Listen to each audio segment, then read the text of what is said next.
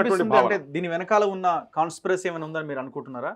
లేదు ఇప్పుడు regular politician లో భాగంగా ఫక్త్ పాలిటిక్స్ లో భాగంగా ఆయన ఫ్యూచర్ కోసమో ఎంపీ సీట్ కోసమో ఆయన నిర్ణయం తీసుకున్నారని మీరు అనుకుంటున్నారా? అదే నేను చెప్తా. యాక్చువల్గా ఏంటంటే నిజంగా చెప్పాలంటే కేసీఆర్ పెద్ద రాజనీతిజ్ఞుడు అనేది పేరుండే కదా. నేను అనుకుంటున్నా కేసీఆర్ కావచ్చు అయితే కానీ ప్రవీణ్ కుమార్ మాత్రం కాదు. ఆయనకు రాజకీయాలు తెలియదు. అంటే రాజకీయ పార్టీలలో ఉంటే మీకు అర్థమవుతుంది అనేది కూడా మధ్యలో నిన్న మొన్న ఇక్కడ చూసినలే అనేది తెలుస్తుందని మన మురళి గారి గురించి మాట్లాడుకుంటూ అన్నాడు. యాక్చువల్ నీకు రాజకీయం కనుక తెలిసేది ఉంటే మునిగే నావతను కూడా కలుస్తాడండి. మునిగే నావతను కలుస్తాడు. ఎవరైనా చచ్చిపోయింది అది కదా, బొంద పెడుతున్నారు. అది టీఆర్ఎస్ దుఃఖం బంద్ అయిపోయింది కంప్లీట్ గా. నువ్వు పేపర్ లీక్ లాంటివి పొద్దుగా ప్రతి దాన్ని ఏనుగుని తీసుకుపోయి ప్రగతి భవన్ బద్దలు కొడతా అంటివి. ఎక్కడ ఇప్పుడు మొత్తం ఏనుగు పిల్లి కూన అయిపోయి ఆడ పోయి ఆ కారు చుట్టూ తిరిగే కాడికి వచ్చింది ఆయన మొత్తం. అట్లా కాదు కదా, నువ్వు ఫైటర్ ఎప్పుడు విరోచితంగా ఉండాలి కదా. నువ్వు సమస్యలు వచ్చినప్పుడు నిలదొక్కోవాలి కదా. అటువంటిదేం కనబడతలేదు. అసలు ఆయనకు రాజకీయం తెలుసు అని అనుకుంటలేను. ప్రవీణ్ కుమార్ ఆఫీసర్ గా అక్కడ దాకా పోయి కూర్చోవచ్చు. డీజీపీ స్థాయి దాకా ఒక కింది వర్గాలకు వెళ్ళి కష్టపడి వచ్చిండొచ్చు. కానీ ఎక్కడి నుంచి అయితే వచ్చినావు. ఇప్పుడు నీ గురించి చాలా మంది భూములు అమ్ముకున్నారు. చాలా మంది సమయం పెట్టిర్రు. ఒక పిల్లగాడు చెప్తాడు, అన్నా నాకు ఓసి తెలిసినప్పటి నుంచి నేను ఏ జెండా పట్టలే, ప్రవీణ్ సార్ని చూసి నాకు మస్తు అనిపించింది, నాకు నా బండికి జెండా పెట్టుకొని తిరిగిన అన్న, సత్యదాకా జెండా వదిలేదు అనుకున్నా తీసవతల వారేసిన రాత్రి అన్నాడు. అంటే ఎంతో మంది నమ్మకాలను, ఇది నీ రాజకీయం కాదు, అది నువ్వు ఒక కొత్త విధానం, ఒక ఐడియాలజీ నువ్వు జనం లోపల తీసుకుపోయే క్రమంలో నీకు టైం పడుతుంది. నువ్వు నీ నాయకత్వంలో పనిచేసేందుకు జనమంతా నీ దగ్గరకు వచ్చేందుకు నీకు సమయం పడుతుంది. పొలిటికల్ గా నువ్వు రాజకీయ పార్టీ పెట్టినప్పుడే నువ్వు కొంతమందిని తీసుకొచ్చే దాంట్లో కూడా ఫెయిల్ అయినావు. నేను ఎంబడి రాలేదు చాలా మంది. మరి నీకు ప్రవీణ్ కుమార్ కు ఎవరు సజెషన్స్ ఇస్తున్నదో నాకైతే తెలియదు. కానీ ప్రవీణ్ కుమార్ ఎవరన్నా రాజకీయాలలో ఇప్పుడు ఆయనది ఏమి ఇండివిజువల్, ఆయన ఇండిపెండెంట్ లోకల్ పార్టీ కాదు కదా. ఆయన ఒక జాతీయ పార్టీ. పైన మాయావతి ఉన్నారు, ఆమె పవర్ఫుల్ లీడరే. సో ఆమె కాదని ఈయన కూడా స్టెప్ వేయడానికి అవకాశం లేదు కదా. సో ఆమె ఆదేశించింది నా ఫాలో అయ్యింది అన్నది చర్చ.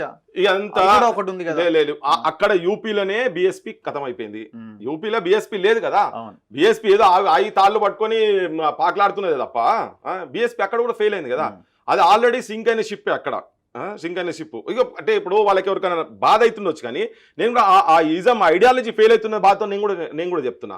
సో వాళ్ళ ఇంట్రెస్ట్ ఏంటి, అక్కడ వాళ్ళ ఇంట్రెస్ట్ చాలా అభియోగాలు ఉన్నాయి. తను ఎందుకు సరెండర్ అయిపోతున్నది, బీజేపీ తోటి ఎందుకు సరెండర్ అయిపోవాల్సిన అవసరం ఎక్కడున్నది. సో అక్కడ జరుగుతున్నది, ఆల్రెడీ అక్కడ జరుగుతున్నది. ఇక్కడనైతే ఇది మొత్తం కథమైంది కదా.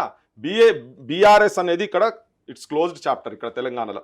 ఇంకా 4 రోజులు పోతుంటే ఇంకా బొంద పెడతారు. కానీ అటువంటి పార్టీతో నేను కలిసి పోవుడు అనేది అంటే ఇక్కడ ఆయన ఏమన్నా ఆమె పర్మిషన్ తీసుకుని అన్నాడు. తన కూడా ఏంది, తన ఇండివిజువల్గా కొట్లాడతలేదు కదా, ఒక ఐడియాలజీతో కొట్లాడతలేదు. తన కూడా ఇండైరెక్ట్ గా బీజేపీకి సపోర్ట్ చేసి మొన్న లాస్ట్ అసెంబ్లీ ఎలక్షన్స్ డైరెక్ట్ బీజేపీకి సపోర్ట్ చేసింది. ఐడియాలజీస్ పక్కకు పెట్టి చేస్తా ఉన్నది కదా. ఒకవేళ అట్లున్నది అనుకో, నీకున్నటువంటి ఒక ఐకానిక్ ఇమేజ్ అవుతుందో అది నీకు ఇక్కడ నీ కథమైపోతున్నావు కదా, నీకు బ్లాక్ మార్క్ అవుతున్నది. వాళ్ళు ఏమంటారు అంటే ఇప్పుడు బీజేపీ తెర మీదకి వస్తుంది, బీజేపీ అత్యంత ప్రమాదకరం. సో ఈ సెక్యులర్ ఫోర్సెస్ ని మనం కాపాడాలంటే ఇప్పుడు తప్పని పరిస్థితి, అందుకే ఈ స్టెప్ తీసుకున్నామని నిన్న చెప్తా ఉన్నారు. నీ బీజేపీ పోయిన అసెంబ్లీ పోయిన ఎలక్షన్స్ లలో మాయావతి స్ట్రైట్ గా ఆమె స్టేట్మెంట్ ఇచ్చింది. బీజేపీ గెలిచినా పర్వాలేదని స్టేట్మెంట్ ఇచ్చింది. ఇంకా మీరు మీ స్టేట్మెంట్ ఎట్లా నమ్ముతాము? మాయావతి ఇచ్చిన స్టేట్మెంట్ కదా అది. ఒకవేళ ఇప్పుడు నిజంగానే గెలిచిరనుకో వీళ్ళు సపరేట్ గవర్నమెంట్ ఫామ్ చేస్తారా? బీఎస్పీ ఏమన్నా నేషనల్ లెవెల్ ఉన్న గవర్నమెంట్ ఫామ్ చేసే పరిస్థితి ఉన్నదా? వీళ్ళు ఎవరికి సపోర్ట్ చేస్తారు రేపు? ఇప్పుడు నువ్వు కాంగ్రెస్ తో కలుస్తలేవు. ఒకవేళ అట్లా ఉండేది నువ్వు కాంగ్రెస్ తో పోవాలి కదా. అక్కడ బీఎస్పీ యూపీలో పోవాలి, ఇక్కడ కూడా నువ్వు కాంగ్రెస్ తో పోవాలి. నువ్వు పోతలేవు కదా. పోతే ఎవరు మరి నీకు రక్షించే పార్టీ ఎవరు?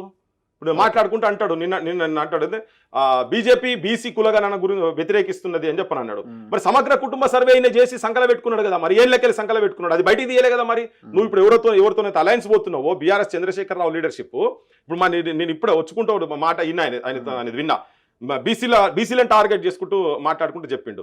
మరి నువ్వు సమగ్ర కుటుంబ సర్వే ఎందుకు తీస్తలేవు? ఇప్పుడు కొత్త సర్వే ఎందుకు చేయాల్సిన అవసరం వస్తున్నది? 10 ఏళ్ల నుంచి మన అదే ఆయన పెట్టింది, పిల్లిని, కోళ్లను, కోడి గుడ్డులను, గుడ్డులను కాడికెళ్ళి లెక్క పెట్టింది కదా. మరి అవి ఆ సర్వేలు అనేవి.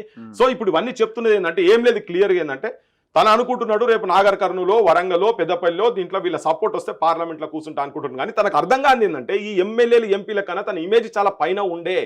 నిన్న చేసినటువంటి స్టెప్ తోటి, రాజకీయ స్టెప్ తోటి తన పరువు నేను అనుకుంటున్నా ఆ ఉన్న ఐకానిక్ ఇమేజ్ ఏదైతుందో చాలా కింది పాతాళంలోకి పోయే సిచ్యువేషన్ మాత్రం వచ్చింది. అది వాళ్ళకి అర్థమైతలేదు. రాజకీయ ఎత్తు కూడా అనుకుంటుండు కానీ అది సూసైడల్, అది జస్ట్ సూసైడల్.